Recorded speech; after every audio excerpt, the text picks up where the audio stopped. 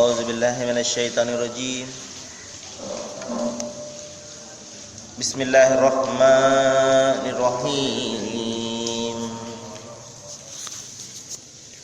వలా యహ్సబన్నల్లజీనా యబ్ఖలూన బిమా ఆతాహుముల్లాహు మిన్ ఫజ్లిహి హువ ఖైరుల్ లహుం బల్ హువ షర్రుల్ లహుం బల్ హువ షర్రుల్ లహుం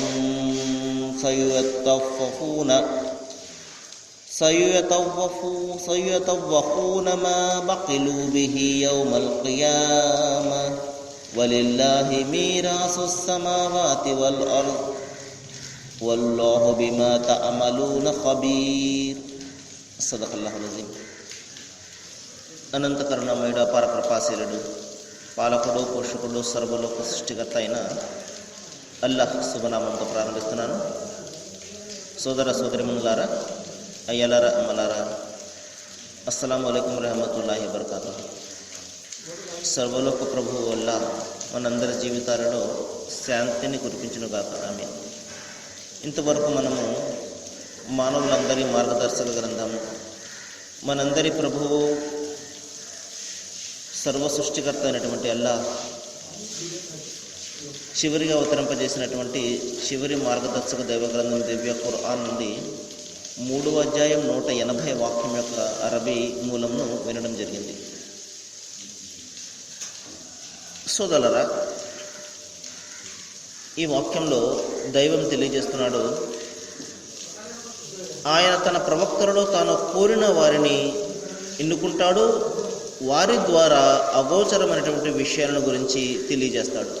సోదరులారా, దీని అర్థం ఏమిటంటే, దైవము ముఖ్యమైనటువంటి విషయాలను, మరి అగోచరమైనటువంటి విషయాలను తెలియజేయడానికి ఆయన తన ప్రవక్తలను ఎన్నుకుంటాడు, వారి ద్వారా మరి జరగబోయే సంగతులను ఆయన తెలియజేస్తాడు. కాబట్టి మానవ మాత్రులకు మరి అగోచర జ్ఞానం ఎంత మాత్రం కూడా ఉండదు సోదరులారా. భవిష్యత్తు గురించి కానివ్వండి, లేకపోతే మరొక దాని గురించి కానివ్వండి, తాను ఎవరికైతే మరి ఆ జ్ఞానాన్ని ఇస్తాడో తన ప్రవక్తలకు, వారి ద్వారా మాత్రమే ఆ విషయాలను మనకు తెలియజేస్తాడు. కాబట్టి ప్రవక్తల పరంపర మరి కారుణ్యమూర్తి మహాప్రవక్త ముహమ్మద్ సల్లల్లాహు అలైహి వసల్లం వారితో నేటికి సుమారు 1500 సంవత్సరాలకు పూర్వం అంతమైపోయింది. కాబట్టి ఇప్పుడు ఎవరైనా నాకు భవిష్యత్తు తెలుసు, నేను జరగబోయేది చెప్తాను అని అంటున్నట్లయితే అది కేవలం అసత్యముగా, అబద్ధంగా మనము గ్రహించాలి. ఎందుకంటే సృష్టిలో ఎవరికి కూడా ఆ అగోచర జ్ఞానాన్ని దైవము ఎవరికి కూడా ఇవ్వడు, తన ప్రవక్తలకు తప్ప. సోదరులారా, దైవము జ్ఞానంలో పరిపూర్ణుడు. ఆయన తాను కోరినటువంటి ప్రవక్తలకు ఆ జ్ఞానాన్ని ఇస్తాడు. మహాప్రవక్త ముహమ్మద్ సల్లల్లాహు అలైహి వసల్లం వారు మనకు మన మరణం తర్వాత ఎదుర్కొనే విషయాలను, సంగతులను గురించి ఆయన చాలా స్పష్టంగా మనకు తెలియజేయడం జరిగింది. ఎందుకంటే దైవం ఆయన ద్వారా మనకు కొన్ని విషయాలు తెలియజేశాడు. అంతిమ దైవ గ్రంథం ఖురాన్లో ఒక సందర్భంలో దైవం ఈ విధంగా తెలియజేస్తాడు, యఅలము మా బైన ఐదీహిం వ మా ఖల్ఫహుం. ఆయన ప్రజల ముందు ఉన్నదానిని ఎరుగును, వారి మనస్సులో ఉన్నదాన్ని కూడా ఎరుగును.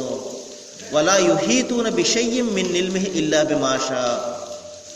ఆయన తాను తెలియజేయాలని అనుకుంటే తప్ప ఎవరు కూడా ఆయన జ్ఞాన పరిధి నుండి ఏ విషయాన్ని కూడా గ్రహించరు అని దైవం చెప్పడం జరిగింది. కాబట్టి ఆయన ఎవరికైనా ఏదైనా ఇవ్వాలి అంటే ఆ జ్ఞానం ఆయన అనుకుంటేనే ఆయన జ్ఞాన పరిధి నుండి మరి ఏదైనా విషయాన్ని మనం గ్రహించగలము. ప్రధానంగా భవిష్యత్తును గురించి, జరగబోయే విషయాలను గురించి మరి ఆయన ఈ జ్ఞానాన్ని ఎవరికి కూడా ఇవ్వడు సోదరులారా. అంతిమ దైవగ్రంథం ఖురాన్లో ఒక సందర్భంలో తెలియజేస్తాడు, 5 విషయాలు మరి వీటికి సంబంధించినటువంటి జ్ఞానము ఆ సృష్టికర్త అల్లాహకు తప్ప మరెవరికి కూడా లేదు అంటాడు. అది ఒకటేమిటంటే, ప్రళయగడయ ఎప్పుడు వస్తుందో ఆ దైవానికి తప్ప మరొకరికి తెలియదు. మనం చూస్తుంటాము, మరి ప్రపంచం అంతమైపోతుంది, 2012లో అంతమైపోతుంది అని చెప్పేసి కొంతమంది మరి ప్రచారం చేశారు. మరి ఇప్పుడు 2020లోనో 2030లోనో ఈ విధంగా రకరకాలైనటువంటి మాటలు మనం వింటుంటాం. కానీ దైవం తెలియజేస్తున్నాడు, ఆ గడియ ఎప్పుడు వస్తుందో ఆయనకు తప్ప మరొకరికి ఎంత మాత్రం కూడా దానికి సంబంధించినటువంటి జ్ఞానం లేదు అంటాడు. ఇంకా దైవం తెలియజేస్తాడు, మరి తల్లి గర్భంలో పెరుగుతున్నది ఏమిటో ఎవరికి కూడా తెలియదు అంటాడు. ఉదాహరణ చూడండి, తల్లి గర్భంలో ఏం పెరుగుతుందో మనకు ఎంత మాత్రం కూడా తెలియదు. అది ఆడబిడ్డ లేకపోతే మగబిడ్డ అనేది. ఇప్పుడు ఒక ప్రశ్న వస్తుంది, అదేమిటండి, మరి టెక్నాలజీ బాగా పెరిగిపోయింది కదా, అల్ట్రా స్కానింగ్ ద్వారా మనకు తెలిసిపోతుంది కదా ఆడబిడ్డో మగబిడ్డో అని మనకు సందేహం రావచ్చు. దైవము ఆడబిడ్డో మగబిడ్డో తెలియజేసిన తర్వాతనే మనం అది తెలుసుకుంటున్నాము తప్పించి, పిండంగా ఉన్నది సుమారు నెల రోజులు లేకపోతే 2 నెలల్లో ఈ పిండం ఉన్నది, అది ఆడబిడ్డ మగబిడ్డ అంత మాత్రం మనం చెప్పలేము. ఈ విధంగా తల్లి గర్భంలో పెరుగుతున్నది ఏమిటో ఎవరు కూడా చెప్పలేరు. మరి ఆ బిడ్డ పెరిగి పెద్దవాడై మంచివాడు అవుతాడా, చెడ్డవాడు అవుతాడా, సమాజానికి ఉపయోగపడేవాడు అవుతాడా, లేకపోతే సమాజానికి నాశనం చేసేవాడు అవుతాడా, ఇది ఎవరు కూడా చెప్పలేరు. మరి దైవం అదే చెప్తున్నాడు, మరి ఏ ప్రదేశంలో వాన పడుతుందో వర్షం పడుతుందో ఎవరికి కూడా తెలియదు అంటాడు. కాబట్టి సోదరులు, మనం చూస్తుంటాం, దట్టమైన మబ్బులు మరి కమ్మేస్తుంటాయి, ఇంకొక క్షణంలో వాన పడిపోతుంది అని మనం అనుకుంటాము, కానీ మబ్బులన్నీ కూడా చెల్లాచెదురైపోతుంటాయి. ఈ విధంగా ఏ ప్రదేశంలో వాన పడుతుంది అనేది ఎవరు కూడా మరి చెప్పలేము. దైవం అదే చెప్తున్నాడు, దీనికి సంబంధించినటువంటి జ్ఞానం కూడా అది కేవలం నా వద్దనే ఉన్నది అంటాడు. ఇంకా ప్రతి ప్రాణి మరి ఏమి సంపాదించుకుంటుందో ఎవరికి కూడా తెలియదు అంటాడు. ఇదేంటండి, మరి నేను ఉద్యోగం చేస్తున్నాను, నాకు ఎంత సంపాదన వస్తుందో నాకు ముందే తెలిసిపోతుంది కదా అని చెప్పేసి భావిస్తారు చాలామంది. కానీ సోదరులు, దీని అర్థం అది కాదు. మనిషి మంచి సంపాదించుకుంటున్నాడా, లేకపోతే చెడు సంపాదించుకుంటున్నాడా, పుణ్యం సంపాదించుకుంటున్నాడా, పాపం సంపాదించుకుంటున్నాడా, ఈ విషయాన్ని గురించి ఎవరికి కూడా తెలియదు. మరి ఇంకా చెప్తున్నాడు, ఏ ప్రాణికి ఎక్కడ మృత్యువు సంభవిస్తుందో ఎవరికి కూడా తెలియదు అంటాడు. మనం చూస్తుంటాము, ఏదో పని మీద పొరుగురు వెళ్తాము, అక్కడ ఏదో మరి ప్రమాదం జరుగుతుంది, మన ప్రాణాలు పోతుంటాయి. ఈ విధంగా ఏ భాగం మీద మనకు మృత్యు వస్తుందో, ఏ భూభాగం మీద మనకు మృత్యు వస్తుందో ఎవరికి కూడా తెలియదు. కాబట్టి ఈ 5 విషయాల జ్ఞానాన్ని ఆ దైవానికి తప్ప, ఈ 5 విషయాల జ్ఞానము ఆ దైవం తప్ప మరెవరు కూడా తెలియదు, మరెవరికి కూడా తెలియదు. కాబట్టి ఎవరైనా నేను ఫలానా రోజున ఏం జరుగుతుందో చెప్పేస్తాను, భవిష్యత్తులో ఏం జరుగుతుందో చెప్పేస్తాను, చెయ్యి చూసి చెప్పేస్తాను, ముఖం చూసి చెప్పేస్తాను, కాళ్ళను చూసి పాదాలను చూసి చెప్పేస్తాను, ఈ విధంగా మనిషి బలహీనతలను మరి సొమ్ము చేసుకుంటూ తమ జీవితాలను గడపడం చూస్తున్నాం సోదరులారా. కాబట్టి ఈ విధంగా వ్యాపారాత్మకంగా అయిపోయినటువంటి ఈ విషయాన్ని గురించి మనము ఆలోచన చేయాలి. దైవం ముందు ప్రగాఢమైనటువంటి విశ్వాసాన్ని కలిగి ఉండాలి. మంచి చేసైనా చెడైనా మంచైనా ఆయన తరపు నుండి వస్తుంది అని అంతిమ దైవగ్రంథం ఖురాన్లో ఒక సందర్భంలో తెలియజేస్తున్నాడు. ఎవరైతే మరి సృష్టి ప్రభు అల్లాహ్ను నమ్ముకుని పనిచేస్తారో వారికి ఊహకు కూడా అందనటువంటి మార్గం ద్వారా దైవం సహాయం చేస్తాడు అని చెప్పడం జరిగింది. కాబట్టి సోదరులారా, మనము తెలుసుకోవాల్సినటువంటి విషయం ఏమిటంటే, మన పని మనము చేయాలి, ఆ భారము ఫలితము దైవం మీద పెట్టాలి. ఎందుకంటే వల్లాహు యుహిబ్బుల్ ముతవక్కిలీన్ అని దైవం అనేక సార్లు చెప్పడం జరిగింది. దీని అర్థం ఏమిటంటే, తనను నమ్ముకుని పనిచేసే వాళ్ళంటే దైవానికి అత్యంత ఇష్టము అని. కాబట్టి తనను నమ్ముకుని పనిచేస్తాడా లేదా అన్నదే ఇక్కడ మనకు పరీక్ష దైవం మనకు పెడుతున్నాడు. కాబట్టి సోదరులారా, మన బాధ్యత ఎంతవరకైతే ఉన్నదో, మనం ఎంతవరకైతే చేయగలమో మానవ ప్రయత్నంగా మనము చేయాలి. మన ప్రయత్నంలో ఎటువంటి లోపం కూడా ఉండకూడదు. గాలిలో దీపాన్ని పెట్టి దేవుడా నీవే దిక్కు అంటే అది ఎలా వారిపోతుంది. కాబట్టి ఆ విధంగా మరి మనము దైవం మీద భారం వేయకూడదు. మన పని మనం చేయాలి, మన బాధ్యత మనం నిర్వర్తించాలి. ప్రవక్త ముహమ్మద్ సల్లల్లాహు అలైహి వసల్లం వద్దకు ఒక వ్యక్తి వచ్చి, ఓ ప్రవక్త, నేను నా ఒంటెను కట్టేసి దైవం ముందు భారం వేయాలా లేకపోతే వదిలేసి వేయాలా అని అడుగుతారు. ప్రవక్త ముహమ్మద్ సల్లల్లాహు అలైహి వసల్లం చెప్తారు, నీ ఒంటెను నువ్వు పూర్తిగా కట్టేసిన తర్వాత అప్పుడు భారం వేయి. ఎందుకంటే కట్టివేసిన తర్వాత కూడా తెంపుకుని వెళ్ళిపోయిందంటే అది నీ దైవం ఏదైతే మరి రాశాడో అది జరుగుతున్నట్టు. కాబట్టి నువ్వు వదిలివేసి దైవం మీద భారం ఎంత మాత్రం కూడా వేయకూడదు. అంటే దీని అర్థం ఏంటంటే, మన ప్రయత్నంలో ఎటువంటి లోపం ఉండకూడదు. ఎంతవరకైతే మనం చేయగలమో అంతవరకైతే మనం చేయాలి. ఆ పైన దైవం ముందు భారం వేయాలి. ఏ పని కూడా చేయకుండా ఇంట్లో కూర్చుని దేవుడా నీవు దిక్కు అంటే మరి ఇక్కడ వేసినటువంటి పుల్ల అక్కడ ఎంత మాత్రం కూడా కదలదు. కాబట్టి ఈ విషయాన్ని మనం గమనించాలి సోదరులారా. మరి ఈ విధంగా ఈ అగోచర జ్ఞానము అనేది కేవలము దైవము తన ప్రవక్తలకు మాత్రమే ఇచ్చి వారి ద్వారా మానవాళికి తెలియజేశాడు.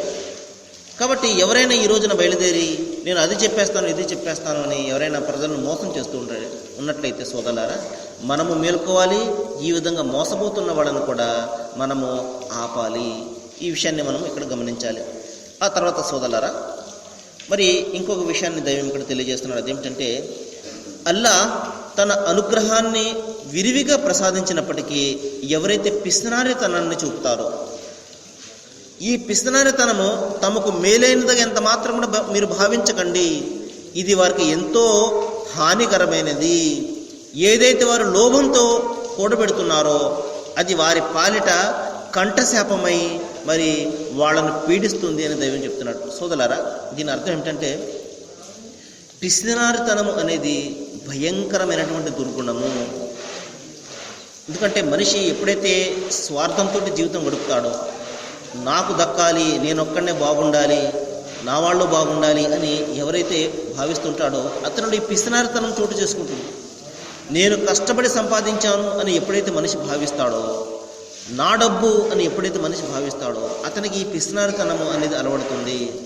అందుకనే దైవం చెప్తున్నాడు, ఓ మనిషి, నీవు ఇక్కడ సంపాదించిందంతా కూడా నేను ఇచ్చినటువంటి జ్ఞానం ఆధారంగా, నేను ఇచ్చినటువంటి అవకాశాల ఆధారంగా నువ్వు సంపాదించుకుంటున్నావు. కాబట్టి నేను ఇచ్చినటువంటి ధనాన్ని నా మార్గంలో ఖర్చు పెట్టు అనేది ఇక్కడ దైవము మరి మనకు తెలియజేయడం జరిగింది. కాబట్టి ఒక దైవ విశ్వాసి అతనికి ఎంత డబ్బు వచ్చినప్పటికీ కూడా ఇది నా స్వయంగా నేను సంపాదించుకునేది కాదు, ఆయన నాకు అవకాశాలు ఇచ్చాడు కాబట్టి నేను సంపాదించుకున్నానని భావిస్తాడు. ప్రపంచంలో కోటాను కోట్ల మంది ఉన్నారు, మరి వారందరికీ లేనటువంటి అవకాశము మనకెందుకు ఇస్తున్నాడు అంటే మనకు ఒక అవకాశాన్ని ఇస్తున్నాడు. మనము సంపాదించినటువంటి ఈ ధనంలో చాలామందికి హక్కు ఉన్నది, అందులో సమాజంలో అనేక మందికి హక్కు ఉన్నది. ఈ హక్కులను చెల్లించడం కోసము దైవము మనకు ఒక అవకాశాన్ని ఇస్తున్నాడు. పుణ్యాలను సంపాదించుకునే అవకాశాన్ని దైవం మనకు ఇస్తున్నాడు.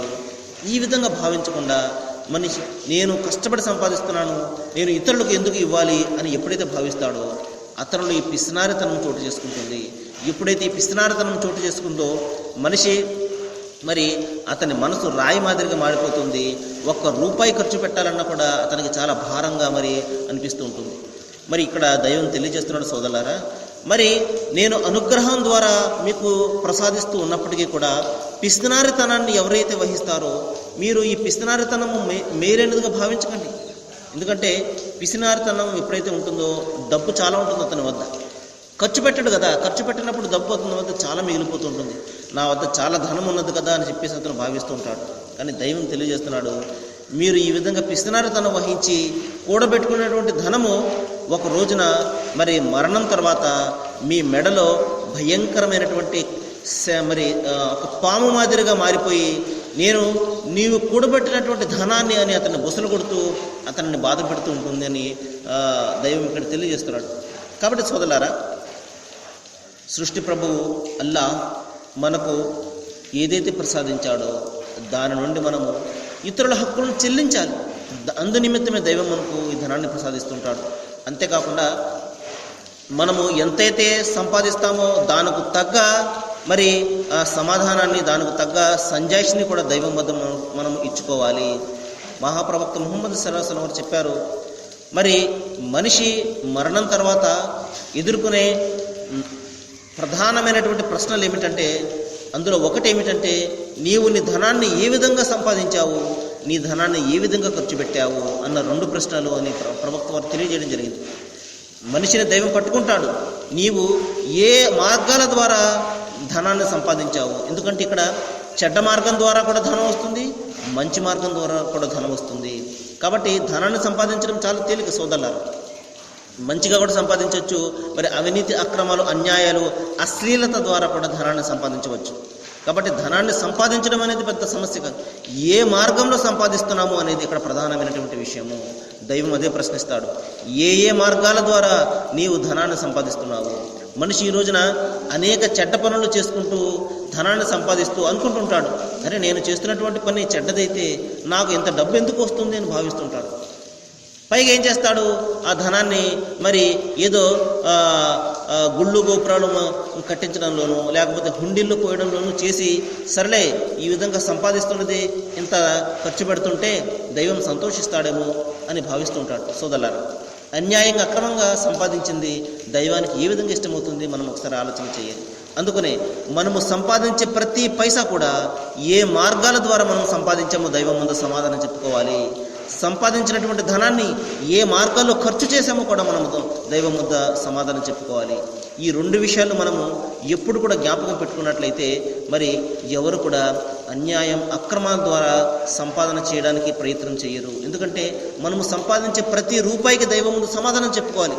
ఏ మార్గాల ద్వారా సంపాదించామో, ఎవరికి అన్యాయం చేసి మనం సంపాదించామో, ఎవరి హక్కులను కొల్లగొట్టి మనం సంపాదించామో అది దైవం ముందు మనం సమాధానం చెప్పుకోవాలి.